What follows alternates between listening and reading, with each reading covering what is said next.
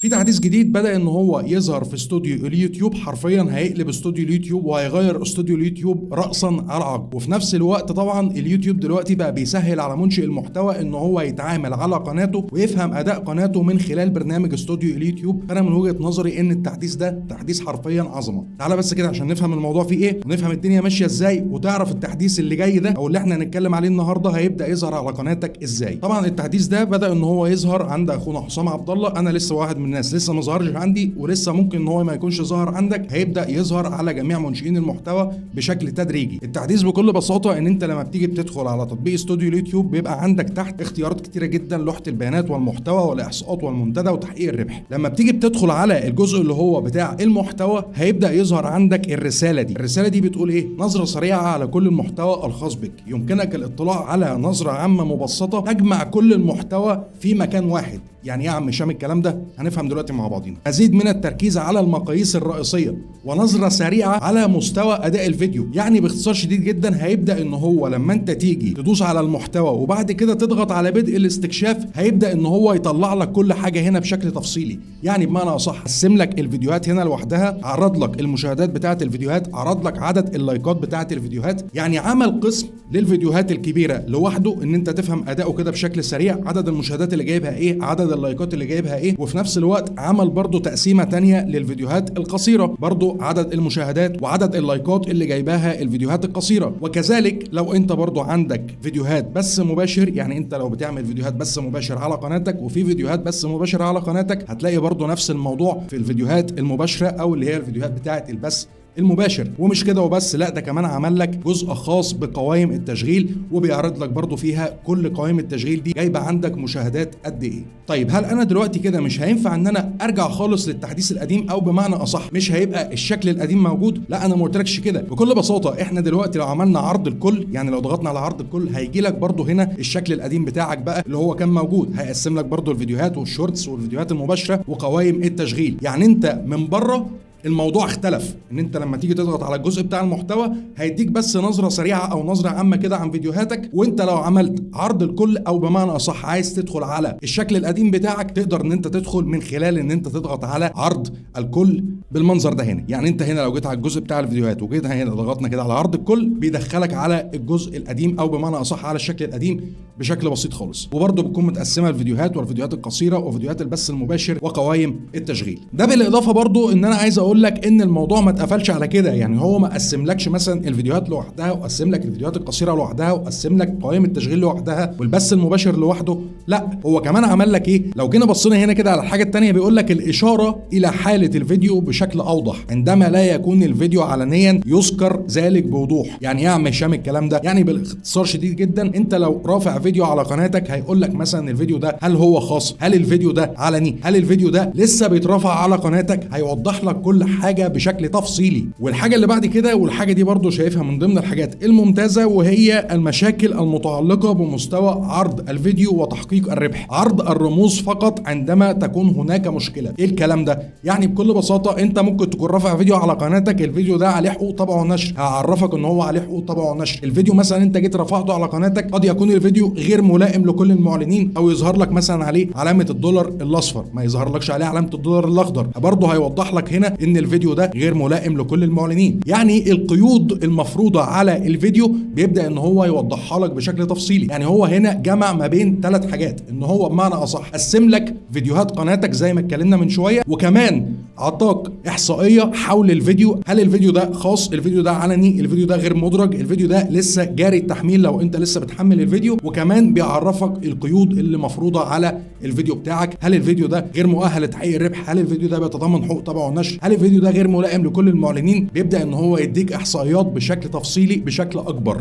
ده بالاضافه برضو ان في تحديث تاني بدا ان هو يظهر عند منشئين المحتوى، وانا واحد من الناس ظهر لي التحديث ده على التطبيق بتاع استوديو اليوتيوب، وهو تحديث المنتدى. تحديث المنتدى هنا انت كان عندك لوحه البيانات وعندك المحتوى وعندك الاحصاءات، وهنا كان في التعليقات دي اتغيرت، بدل ما هي كانت التعليقات لا بقت ان هي المنتدى، وبدا ان الشكل حرفيا يتغير راسا برضو على عقب. ازاي الكلام ده؟ ان هو هنا بيطلع لك التعليقات، وهنا بيقول لك ابرز المشاركين في المنتدى. سيتم تسليط الضوء بشكل اسبوعي على الاعضاء الاكثر تفاعلا بين الجمهور، بما في ذلك ابرز المعلقين. يعني بمعنى اصح كل اسبوع كده هو هيديك احصائيه عندك في القناه بتاعتك، او بمعنى اصح في الجزء بتاع المنتدى هيبدا ان هو يديك الاحصائيه بابرز المعلقين عندك. يعني هنا عندك مثلا في قناه حسام عبد الله عندك هنا المتوحد فكره اكتر من 100 تعليق، وكذلك برضو جميع منشئين المحتوى اللي بيعلقوا عند اخونا حسام عبد الله. يعني بمعنى اصح بيوريك ابرز منشئين المحتوى المعلقين عندك في القناه بتاعتك. تقدر ان انت تستغل الموضوع ده ازاي؟ تقدر ان انت تشكرهم عندك على المنتدى، تقدر ان انت فيما بعد ممكن ان انت تستغل الموضوع ده ان انت ممكن تعمل جايزه معينه، او بمعنى اصح دعم معين لمنشئ المحتوى